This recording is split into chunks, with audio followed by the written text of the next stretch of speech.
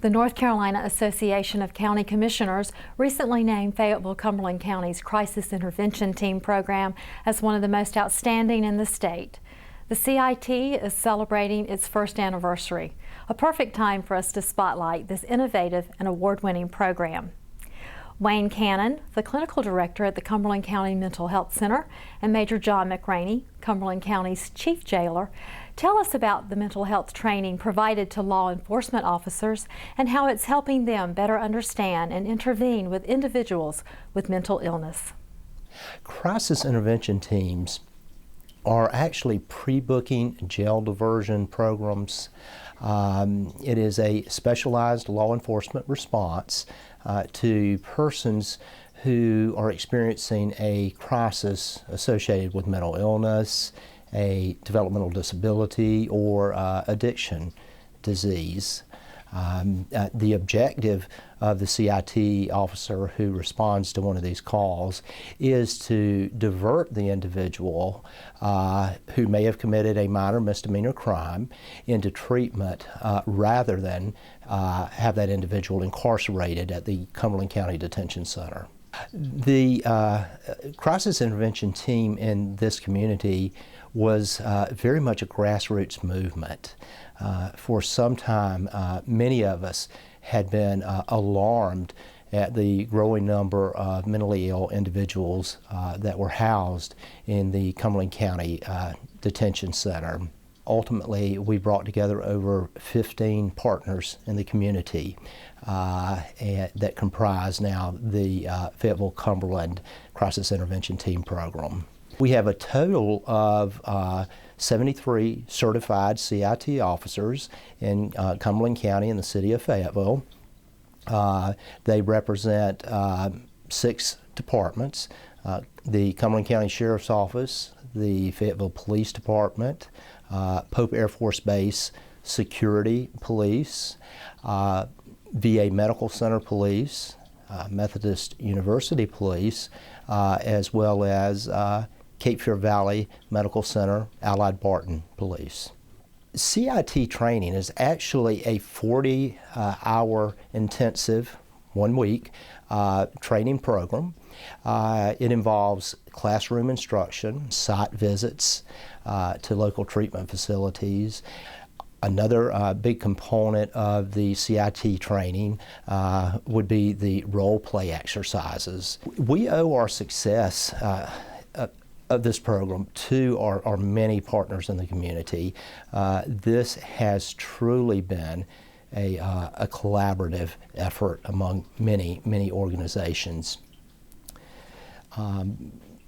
We have been very fortunate in that we've been able to share resources and personnel among the various agencies, and we had grant monies from the state to cover our initial startup costs. So there have actually been no additional costs to taxpayers in the development and operation of the CIT program. The federal government has been pressuring the states for years to cut back on the number of state-run mental health beds. And that's happened all across the country. Nationally, we've got about 10% of the mental health beds in state facilities that we had in 1970. And of course, the population of North Carolina has grown dramatically since then. The population of the whole country has grown.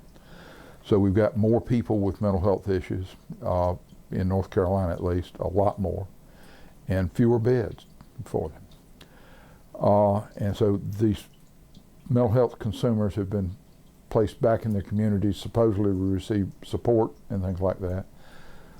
But the support's really not there for them. And we are finding that a lot of them are homeless, a lot of them are not taking the medication that they are supposed to take, and they start self-medicating with different street drugs and alcohol, and this causes further problems for them. And so they wind up in jail, do the police response.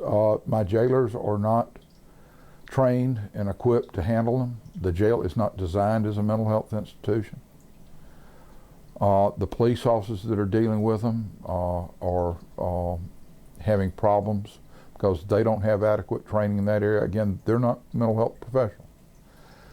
And so we're trying to provide some additional training for folks to, and in an effort to make it safer for the officers, make it safer for the jail staff, and to make it safer for the mental health consumers. Also, we want to try and divert folks that really need medical assistance or mental health assistance to appropriate institutions rather than putting them in jail where really we make them worse. And that's why we need crisis intervention teams. A call comes into a dispatch center, whether it's with the county, with the city, or any of the towns in Cumberland County. If there's, and they learn that the person is someone who appears to have some sort of mental health problem. The dispatcher, if they have an available crisis intervention team trained officer, can dispatch that person there, and they can better intervene with the cause of the problem. Now, there's some situations that are going to require that officer to make an arrest. But in Memphis, where this program originated, the rate of arrest for people at scenes where there's a mental health issue is only about 2%. Whereas nationally, where there is no crisis intervention available, it runs about 20%. If the person has been violent and assaulted someone, or has hurt someone, or committed a crime, of course the officer is going to have to make an arrest.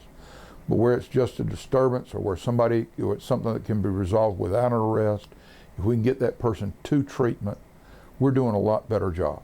If we were average at the Cumberland County Jail, 20% of our population has some sort of serious mental illness.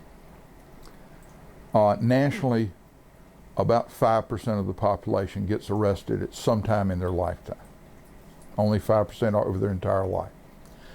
Of people who have been released from a psychiatric hospital with some sort of serious mental illness, the odds are that about 1 in 5 will be arrested in the first year following their release. So there's a huge difference in terms of how many of these people show up at my doorstep to be brought to jail. And anything that we can do that helps stop that will save tremendous medical resources. It saves tremendous police resources so they can go out and do more of protecting the public, trying to prevent break-ins and robberies and murders and things like that.